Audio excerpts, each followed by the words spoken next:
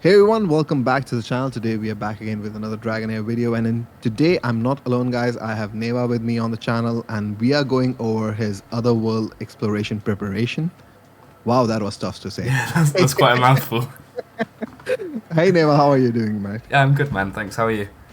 I'm doing well. So for those of you who missed it, we did cover the fire, frost, and poison teams for him on his channel, and we will be covering summons, which is going to be a necrotic, radiance, and lightning on my channel. So make sure to go head over to his channel, like and subscribe to his channel as well. He puts out amazing content, so it's worth a watch. But let's begin with necrotic, your worst, your worst affinity, right? Yeah, I mean, you could say that. I wouldn't even class it as an affinity at this point. This is more of a filler champions that you have. Yeah, exactly. I think I only use one of them, and that's only really in Goblin at the moment. Yeah. So yeah, it's going to be a bit of a stretch. Yeah, this one is going to be tricky for sure. But I think what we can do, you still have a decent damage dealer in terms of Zarok. So if you scroll back up, like Zarok has this amazing passive where he increases. It's very similar to what Lulanis, the exclusive, has, right? Where he's going whenever the summon unit dies, he recharges ultimate energy and gains like 4% extra attack, And that's and it's going to that's stack actually up to 30 times, right? that's quite big, actually. Yeah, and especially with somebody like Lilanis, it works very, very well, right? Because Lilanis actually consumes the undead, whereas with Zadok, you're waiting for them to die. So that's why where you have some disconnect there, where you're just waiting for the summon units to die. Yeah, that makes sense. That I honestly didn't realize he was that good. Well, potentially that good with the his passive. No, he's pretty good. Like the problem for you would be to get summoners, right? As I see, like there's basically no summoner there. Yeah, they're all missing. Yeah, so I think let's check the rare option because I think Fitz might be a decent one, but he's a tank. Yeah, he's a tank, I think, that does debuff control. There was another one in the rares which was kind of good. I think it's... Is it this one here? That does a lot of summons? Uh, Frightful Foreman. Yeah, every last 10 second, but no, it's. I think you can go with Korth. Korth is still good. Korth as a summoner is still decent because he has basically a very high base attack and he grants like attack speed up to all the undead creatures. So whatever summons you have with him, which is going to be this dragon revenant as well. Yep. Yeah, it's going to work kind of well. And Okay. yeah, So would you just do him with Zadok, or would you throw in another one as well? I think Tio is also pretty good. That's the one that I was thinking of, which has this ability to. He sacrifices all the corpses on his ultimate, and kind of works really well with that. Okay, yeah. So the more corpses, the more damage. Um, he summons on his battle skill as well. Yep. So he has a lot of summons going on. So he can. Tio was the one, not Fitz. I was confusing with the names, That's but right. yeah, this is the one that you could potentially go with. And then you have Megan. The problem is attack down, right? So who do you bring for your attack down? So I think maybe we can go back to Frost and find another attack down for you because faction won't have anything else. Uh, I don't know that there is anybody else, unless there's no, a rare. there's Spargu who is like a bit of an RNG. Oh, of course, yeah, his ultimate does multiple debuffs. Yeah, but I don't think that's gonna work for you. Yeah, that's this faction is going is. This is why I said like this faction is so trash though. Like Yeah, I'm Frost noticing that and in Pillar of Trials as well. yeah, I mean you could also drop. Actually, if you think about it, like you could drop Tio for. I think you had Tia, right? Yes, yeah, I do. So Thea can actually be a really good fit because she does provide like invisibility, debuff immunity, and all the stuff. Okay. The healing prohibition is not that great, but like the multiplier is really high, so she can be like a standalone damage dealer, and she has a single target heal, so it kind of like, cycles through with another one of your support unit who's gonna heal your team. Yeah, so between her and Megan, it will probably be quite nice coverage. Yeah, Okay. and then we can go find somebody who can do an attack down in this faction because I don't think that you will have one. Let's see if we can find one like this. Yeah, this faction is like cursed, dude. Like, Oh, look dear. at that. Yeah, you don't have Questa, you don't have Gladys. I mean, I've got 3 frost rares that could do it. There you go. Gulal. Oh, Gulal is so bad though. Actually, that's not bad. That's not bad at Attack- all, actually. Yeah, the problem is going to be survivability for her, but yeah, she can work. She's Yeah, also melee. Yeah. Tell you what I'll do is I'll wait for my pools for that last spot, and I'll see if I get anything. But failing that, Yeah, I would do the same thing because yeah, this faction is pretty bad overall when it comes to like, support for like PvE content. In Yeah. general, even if you have all the legendaries, it's going to be really, really trash. Like Gulend is the only one, but the problem with Gulend is that she doesn't steal this ultimate energy from the boss, and her recharge time is like 24 seconds or something. yeah, it's about now that I'm regretting not doing Util. Because that could have helped. Yeah, but amount of time that you spend getting on Util, like this is what I said in my review as well. Like he needs to be decent. Right now, he's like one of his ultimate is complete garbage, and Yeah. his passive doesn't work. Like his Yeah. passive is complete garbage too, because once somebody dies, he's not going to resurrect them. No. So that's where they kind of messed it up pretty badly. Yeah, for sure. I mean, I was close to it. I just worked out that I'd be slightly off, and then I decided to just go for the dice, bought the dice, and then 2 days later they announced that you could then buy them. But it is Yeah. what it is. No, so it's not worth it. I No. honestly don't think that he's still worth it. Like, even if you do have an attack down option, even if I don't have an attack down option, I will probably not go with him. Yeah. Because Quest you're going to be taking away somebody who's doing healing and all those stuff as well. Like, there are Yeah. multiple people who do healing and all those stuff. Like, Yeah. Questa's pretty decent, right? Like, Questa would does- probably be quite a good option. Yeah, so if you had Questa, right, think about the scrolls, think about everything else. Like, it's not worth it at all. Yeah, no, not at all. So that's where the problem with Utir is. Like, yeah, that one debuff that he does is probably the best thing in the game. Yep. But yeah, the cost is way too high to get him there. Yeah, exactly. I mean, it was a lot of work for a fresh account going into it to try and get him, but hopefully they take some feedback on that event and it becomes a little bit easier or a better hero next time. We'll have to wait and see. Yeah, hopefully there's somebody else next time. Like, I Yeah. hope they just add him to the regular summon unit or just buff him. If they buff him, at least the people who try to get him, like, they get some solace into, like, that he's doing better now. Yeah, no, exactly. Hopefully they change it. Yep.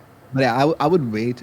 Actually, personally, I would wait to see how many Starlight dice I can get, and then just rip them all for like somebody from summons Yeah. who can help progression. If you don't find somebody that is going to help you through that, I would still go with like maybe add another support or like because Megan is already there. There's somebody with attack down.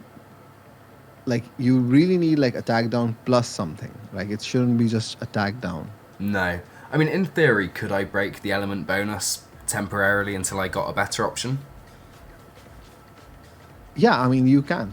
If you have another unit built from a different affinity, you can use it. But the 5 affinity bonus, like I talked about in your video, where how much bonus you get for the 5 affinity, it's very important to have that synergy going. Yeah, it is huge. But I mean, temporarily, if it's going to be my worst team no matter what. So if it does a little bit better without the 5 bonus, I mean, you could try it, but I would still just try it with the 5 affinity because you might be doing more damage. You get a healing passive, you get skill haste, you get tons of different things to help you with the fight. Yeah, no, that makes sense. Well, I'll give both a go, but fingers crossed I don't need to worry, and I'll get something great to finish it off. Yeah, hopefully, mate. Yeah. Right, But should let's we? move to Radiance, yeah. See, Radiance is going to be a little bit dodgy. There's not great Well, at least options. you got Jillian. I mean, Radiance does have amazing epics too. Like there are very few who are actually bad in this Yeah. faction. So that's the good part. You do have Garius there, which is perfect for healing. Yep. Right? You have Clovis there who can do the attack down and tank, but you generally don't need Clovis in this fight. Like Clovis would be a great for like Call of Lightning tank in the Vodic style fight. Yep. But you could go with Martina. You could go with Catherine is also a great healer and debuff immunity, so you can kind of protect your team against those reach out speed penalties. Yep. And attack penalty, Nessa is decent because she's like a damage support, Okay. right? So she has like a like if you read her ultimate, she does a lot, Uh, right? So it's gonna hit twice for 300, and then she's second slash is 300. So it's a lot of damage that comes through. yeah. Well, that's pretty good, actually. She could be definitely one worth building then. Yeah, so she's definitely worth it to build for attack down and damage. You have Martina there. The problem is that you don't really have a rally giver. With Yeah. Martina, you specifically want somebody who can give rally. See, Tathlin can, but Yeah, it's Tatlin gives a lot of different things, I think. yeah, every sixth attack he'll give somebody rally. So, I So mean, if you're just using Martina and him, that might be worth it actually. okay, Yeah, he also recharges the rally ally with like 10% of ultimate energy, so it could be worthwhile. yep. So that's kind of works similar to what what's his name, Sargomir does. Yeah, with his carrot. Yeah, but having Garius is like a cheat code. Yeah, he heals Garius so is great. much, it's insane. And with Catherine, Nessa, Martina, and Tatlin, yeah, that can be definitely a good team. Yeah. Would it be worth using Catherine, or should I just use Gillian? Yeah, you do have Jillian. Jillian is booked, right? No, she's not booked. I got Yeah. her like a couple of days ago, but I mean, she's So she does do this defense up, which helps with damage mitigation compared to Catherine's immunity. Yeah. But and she will remove the buff. So the timing would be slightly different, but you could use either or. But without books, she's 23 seconds. Just keep yeah, that in true. mind. Yeah, that's a good So- point. The amount of heals that you're gonna get is going to be very less compared to like a booked Catherine. Yeah, no, that makes sense. The other thing I've been using, is it Chaos? I was trying this out in the Continental bosses because I just didn't have any options for rally, and this actually hits quite hard, like even on a single target. Wow, yeah, this could be actually worthwhile to explore. But Martina has like a ranged attack too, and she ignores defense. Yeah, And you don't I've need crit rate. that's true, but well, I mean, you don't need crit rate if you've got rally, so if it doesn't sync up, it's not as effective, I don't think. So rally lasts for 10 seconds, right? So if Yeah. you can actually sync it up. So if you go back, go to Tatlin, his recharge, his basic attack is like 2 seconds, right? Attack interval. So Yep. if you reduce the attack interval, so 6 attacks is going to be 12 seconds basically, Yep. right? And then it's going to last 10 seconds, right? So basically, it's a constant rally provider if she is the only rally champion. Yeah, no, that makes sense. The only thing that you'll have to do is delay the first ultimate for Martina. Yep, that's easy enough to do. Yeah. Okay, So that's cool. pretty much about it. But yeah, 2 seconds. Like even if you reduce it to be like 10 seconds and 10 seconds that, then it will be like a perfect sync Yep. because you will get some skill haste from those for the affinity bonuses I mentioned before as well. Yeah, So exactly. that will make it much easier Okay. for you to get them into sync as well. So you Okay. will probably need some attack speed on Tatlin.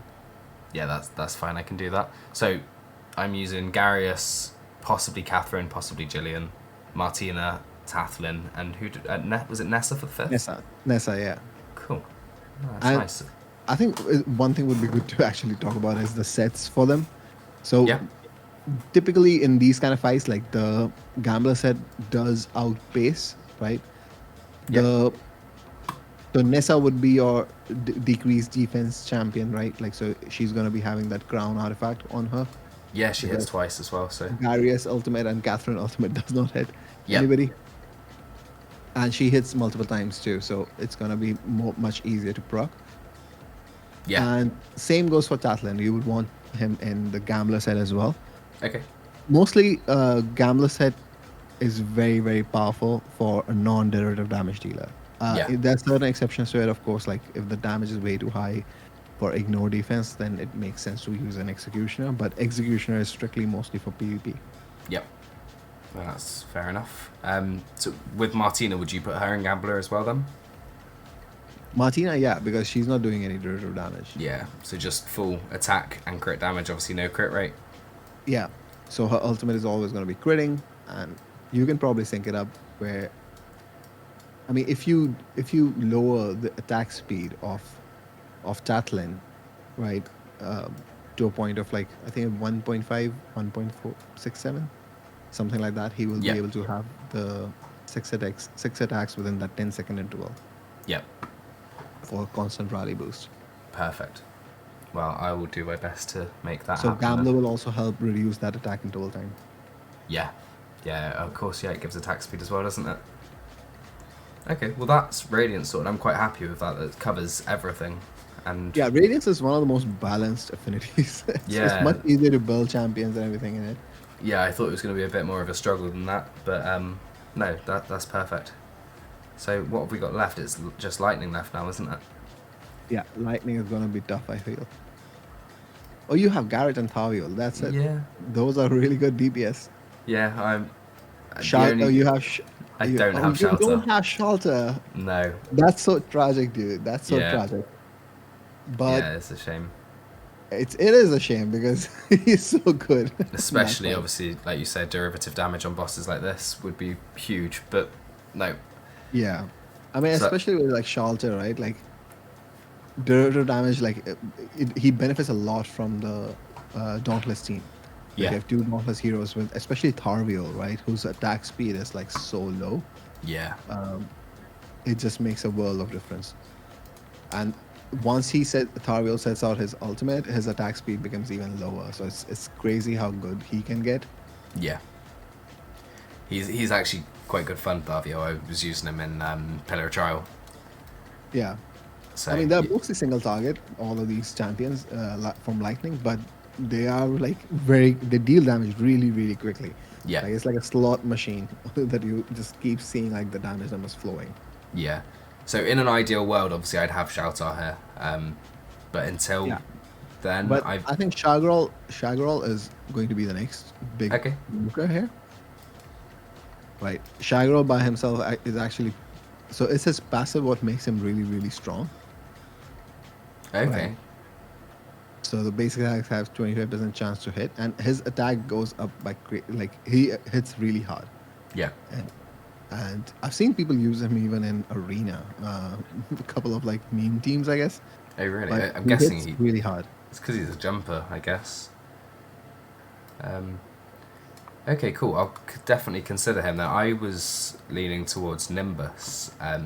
Nimbus would be much more relevant once you have somebody like Shalter or Ivelios, because his attack speed is what you want with those champions is that the basic attack speed is very low, Yep. and his attack speed is obviously very low, like 1.57, Yeah. and then he gets it further down with attack speed up or anything like that, so it makes it much more useful.